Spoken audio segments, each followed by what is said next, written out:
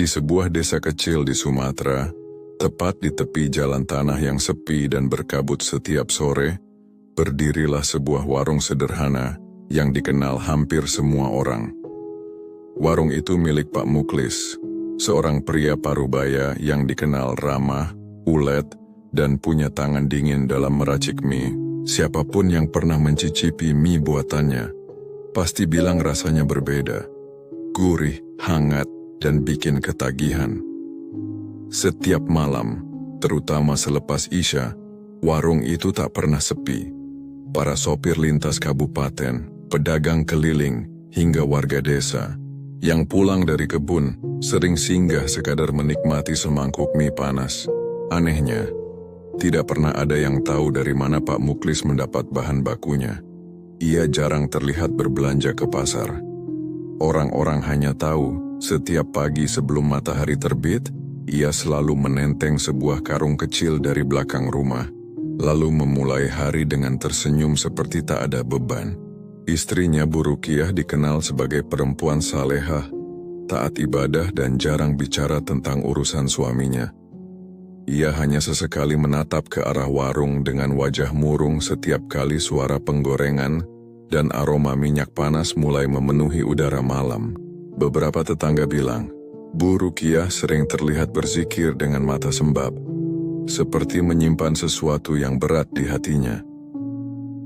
Rumah Pak Muklis berdiri tepat di belakang warung itu. Tak besar, tapi rapi dan tertutup.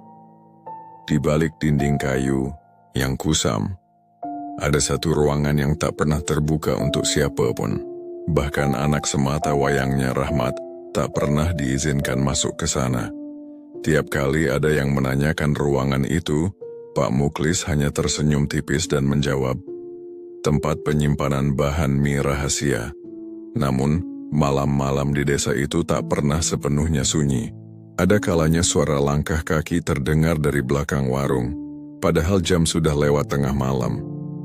Beberapa warga yang kebetulan lewat mengaku melihat Pak Muklis berdiri sendirian di dapur, mengaduk sesuatu di dalam panci besar. Padahal semua tahu warungnya sudah tutup sejak pukul 9. Pernah suatu kali seorang sopir truk yang singgah larut malam mengaku disajikan semangkuk mie oleh Pak Muklis sendiri.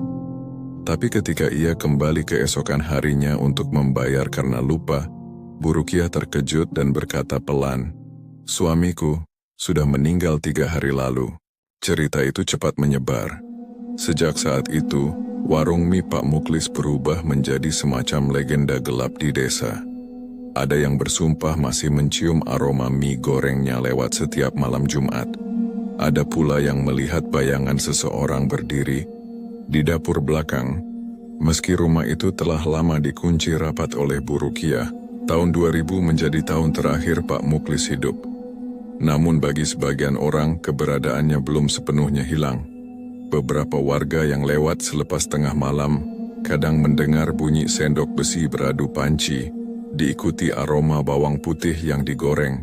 Mereka bilang, itu pertanda roh Pak Muklis sedang memasak untuk sesuatu atau seseorang. Yang tidak banyak orang tahu, rahasia warung mie itu dimulai bertahun-tahun sebelumnya. Saat itu, usaha Pak Muklis hampir bangkrut.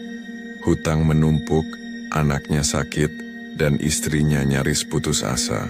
Dalam keputusannya yang terdesak, Pak Muklis pergi menemui seorang dukun tua yang tinggal di pinggir sungai. Orang yang katanya bisa membuka jalan rezeki. Sejak malam itu, usaha mie-nya bangkit pesat. Tapi bersama itu pula lahir aturan tak tertulis. Setiap bulan di malam tertentu, ia harus menyiapkan tumbal di ruangan rahasia di belakang rumahnya. Tak seorang pun tahu apa bentuk tumbal itu. Tapi Bu Rukiah pernah mendengar suara tangisan samar di belakang rumah menjelang dini hari. Sejak saat itu, ia tak pernah tidur tenang lagi. Bagi warga desa, mie Pak Muklis hanyalah makanan yang lezat. Namun bagi keluarganya, setiap mangkuk mie adalah kutukan yang tak pernah berhenti diwariskan. Setelah kepergian Pak Muklis, suasana di rumah itu berubah total. Warung mie yang dulu ramai kini dibiarkan kosong, Dindingnya mulai berlumut dan gentengnya berdebu. Namun setiap malam Jumat Bu Rukiah masih mendengar bunyi panci beradu dari arah dapur. Suara yang sama seperti dulu ketika suaminya masih hidup. Ia sudah mencoba mengabaikan, tapi semakin hari suara itu makin jelas. Kadang terdengar seperti orang sedang menyiapkan sesuatu. Suara mengiris bawang, suara air mendidih, bahkan aroma mie goreng yang kuat menusuk hidung. Bu Rukiah tahu, warung itu bukan lagi tempat manusia bekerja. Itu tempat arwah yang belum selesai urusannya dengan dunia. Suatu malam, ia memberanikan diri untuk menelusuri sumber suara itu. Rahmat, anak semata wayangnya yang sudah beranjak remaja, ia suruh tidur lebih awal. Dengan membawa lampu minyak, Bu Rukiah melangkah ke dapur yang sudah lama tak tersentuh. Debu menebal di meja, tapi di kompor tua itu masih ada wajan berisi minyak yang tampak baru. Jantungnya berdetak keras ketika ia melihat jejak kaki basah di lantai tanah menuju ke pintu kayu di belakang rumah. Pintu yang dulu tidak boleh dibuka oleh siapapun. Tangan Bu Rukiah bergetar saat memutar kunci karat di gagang pintu itu. Engselnya berderit pelan. Begitu pintu terbuka, hawa dingin langsung menyergap. Ruangan itu gelap, hanya diterangi cahaya redup dari lampu minyak. Di tengahnya berdiri sebuah meja batu besar, dan di atasnya ada mangkuk-mangkuk kosong, tersusun rapi seperti sedang menunggu diisi. Lantai tanah di bawah meja itu basah, dan samar-samar Bu Rukiah bisa mencium bau amis yang tajam. Ia melangkah mendekat menyingkirkan kain lusuh yang tergantung di sudut ruangan, lalu menahan napas. Di balik kain itu, tergantung sebuah patung kecil berbentuk kepala manusia dengan mata menatap kosong. Patung itu dilumuri sesuatu yang sudah mengering. Darah. Seketika, lampu minyaknya padam tertiup angin entah dari mana. Dalam kegelapan Bu Rukiah mendengar desisan lirih di telinganya. "Jangan ganggu tempatku." Ia terjatuh menggigil dan berlari keluar rumah dengan napas tersengal. Sejak malam itu ia tak berani lagi ke bagian belakang rumah. Tapi keanehan justru semakin menjadi. Rahmat mulai berubah. Anak itu sering duduk termenung di depan dapur, menatap kosong ke arah tempat ayahnya biasa memasak. Kadang bibirnya bergerak seolah sedang mengucapkan sesuatu, seperti sedang berbicara dengan seseorang yang tak terlihat. "Rahmat." Bu Rukiah pernah memanggilnya pelan. Anak itu menoleh, matanya merah dan dengan suara lirih berkata, "Bapak belum selesai, Bu. Bapak masih mau ajarin aku masak mie." Sejak malam itu tubuh Rahmat sering panas tanpa sebab. Ia mengigau dalam tidurnya menyebut nama-nama yang tak pernah dikenal Bu Rukiah. Dan setiap kali Rahmat demam tinggi, aroma mie goreng akan menyebar dari arah dapur. Padahal dapur itu sudah lama terkunci. Beberapa tetangga mulai resah. Mereka bilang, arwah Pak Muklis belum tenang karena ada perjanjian lama yang belum ditepati. Ada yang menyarankan memanggil ustaz dari kampung sebelah untuk mengusir roh itu. Tapi sebelum sempat dilakukan, kejadian mengerikan terjadi. Suatu malam Rahmat menghilang dari kamarnya. Pintu belakang rumah terbuka. Lampu dapur menyala sendiri dan di atas meja kayu ada mangkuk mie panas dengan uap masih mengepul. Bu Rukiah berteriak histeris memanggil anaknya. Tapi yang menjawab hanyalah suara sendok beradu pelan dari arah dapur. Disusul suara berat yang sangat ia kenali. Rasanya sudah pasmat. "Tinggal kau lanjutkan saja nanti." Ketika Bu Rukiah mendekat dengan tubuh gemetar, ia melihat sosok samar Pak Muklis berdiri di balik tirai dapur.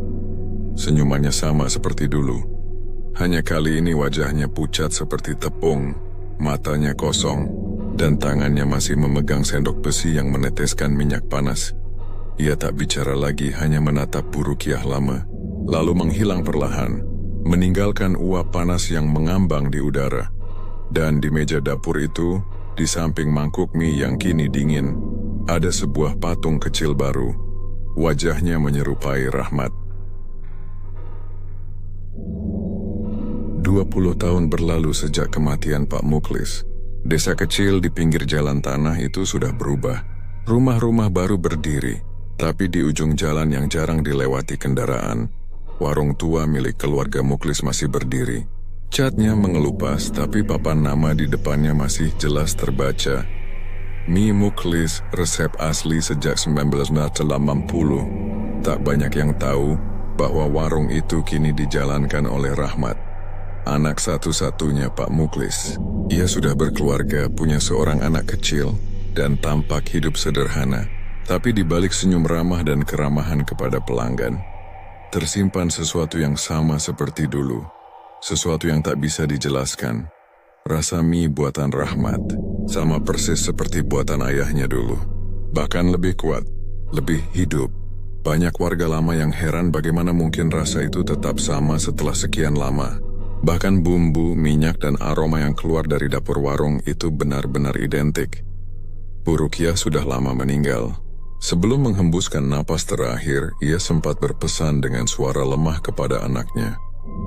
Jangan teruskan cara bapakmu, Mat.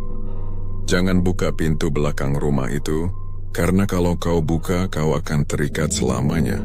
Tapi malam itu setelah pemakaman ibunya, Rahmat duduk sendiri di dapur. Entah kenapa aroma bawang putih goreng tiba-tiba memenuhi udara. Ia memandangi pintu kayu tua di ujung dapur yang sudah berdebu. Di dalam hatinya, ada dorongan yang tak bisa ia tahan. Tangannya gemetar saat menggenggam gagang pintu itu. Bunyi engselnya sama seperti 20 tahun lalu, berderit panjang menusuk telinga. Ruangan di belakang itu masih sama, gelap, dingin, dan sepi. Meja batu di tengahnya tertutup kain lusuh, tapi begitu Rahmat menyingkap kain itu, di bawahnya ada patung kecil, bukan satu, tapi banyak. Puluhan. Wajah-wajah manusia dengan ekspresi berbeda. Takut, marah, menangis, dan satu di antaranya menyerupai wajah Bu Rukiah. Rahmat mundur setengah langkah, namun tiba-tiba udara di sekitarnya berubah berat. Dari sudut ruangan terdengar suara langkah kaki pelan. Bayangan hitam muncul di dinding. Lalu dari dalam kegelapan, muncul sosok Pak Muklis, pucat. Tangan kirinya menggenggam sendok besi yang meneteskan minyak panas. Tangan kanannya menunjuk ke meja batu. Waktunya, Mat. Sudah waktunya kau lanjutkan, agar warung kita tetap hidup. Rahmat ingin berlari, tapi tubuhnya seperti terkunci. Dadanya sesak, napasnya berat, matanya kabur. Ia melihat ayahnya tersenyum. Senyum yang dulu penuh kasih, tapi kini berubah dingin dan menyeramkan. Setiap rasa yang disukai orang, ada bayaran di baliknya. Suara itu berbisik, dan kau tahu siapa yang harus menjadi bayaran malam ini.